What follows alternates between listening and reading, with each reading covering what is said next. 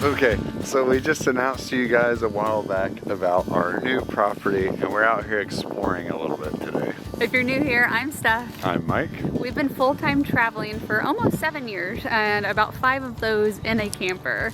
So we are so excited to get out here and show you guys around today. This is 45 acres of undeveloped land in Indiana, back home where we're from originally. Now we're splitting this with my brother and sister-in-law, but exactly like Mike said, it's completely undeveloped. It does have a little gate and a drive, so we are able to get the truck up here to kind of get to the middle of it. So we don't know that much about the history of the property. All that we know is that sometime in the late 60s, somebody was living here, and we don't think that anybody's been living here since. Nope. And so these trees haven't been touched in, we know, at least 40 years. So there are some massive trees here, which is really cool.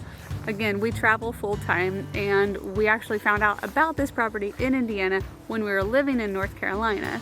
And the current owner, or the previous owner that we purchased from, was living about 30 minutes from us in North Carolina. It was so cool how all of it worked out, and we were able to meet up with her while we were in North Carolina, and we got this amazing property because of it. So we did find some old remnants of a house on the other side of the property. We thought we'd show you guys that and kind of show you around a little bit.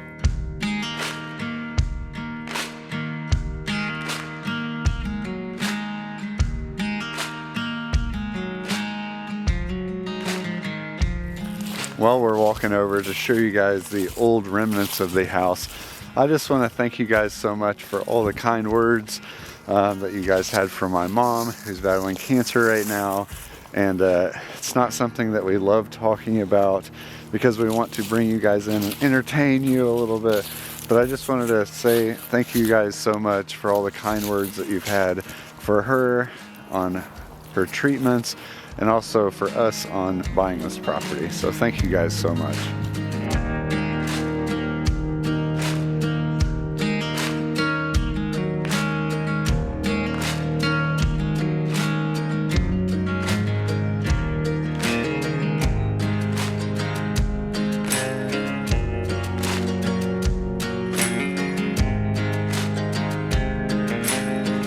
As we're getting up closer to this house, you start seeing some fence posts and some signs of what used to be here, and these two really gorgeous trees that must have been right in their front yard.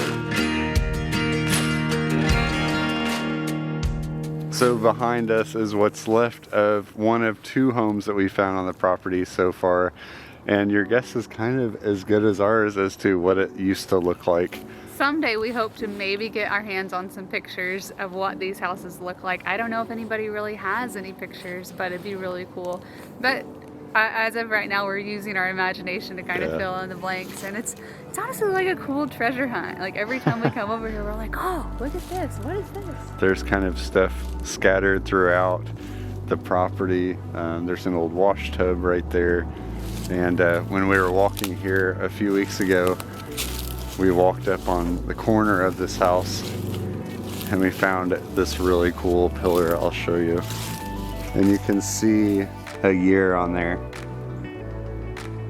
So assuming that the house was built in 1927, or at least whatever they added on, maybe at one point was built that year. I thought that was pretty neat though that we found that. We're coming up on 100 years. If that's when it was built, we're coming up on 100 years that this house has been here.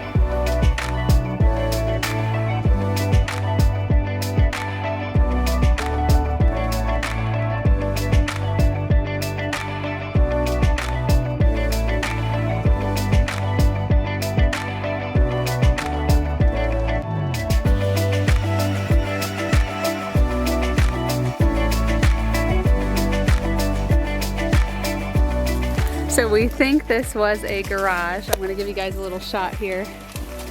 This is one side of it.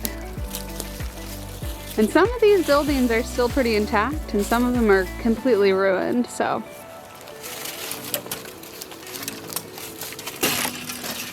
Careful. The door's trying to shut on you there, kid. Alright, so I was excited to come back here because the previous landowner's family member told me that when they built this garage, they put this beam in.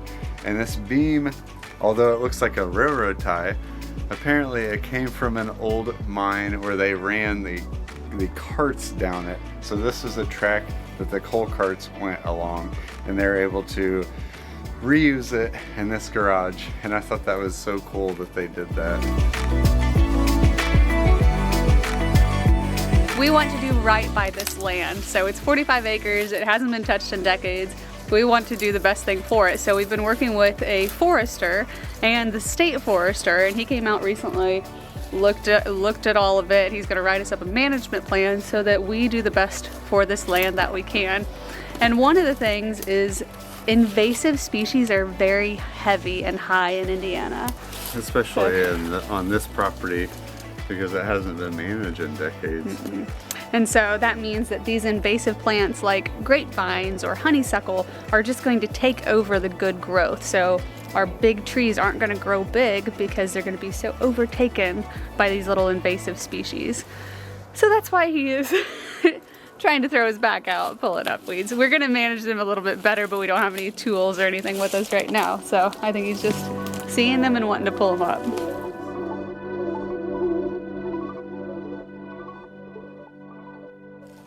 Alright, so this building behind me was a garage or a shop at one point, and over here in this corner here, there's a lot of trash kind of scattered throughout. We have not cleaned up in here yet, but there's this right here which appears to be a little fireplace or something. And I was talking to the family member, and apparently this was a blacksmith shop. And the previous tenants way back in the 50s and 60s, I guess the gentleman was a blacksmith, and he would come home after work, and this was his shop where he did some of his blacksmith work. And I just thought that was so cool that not only that he did that, but that it's still partially here and you guys can see it. I just thought that was so cool.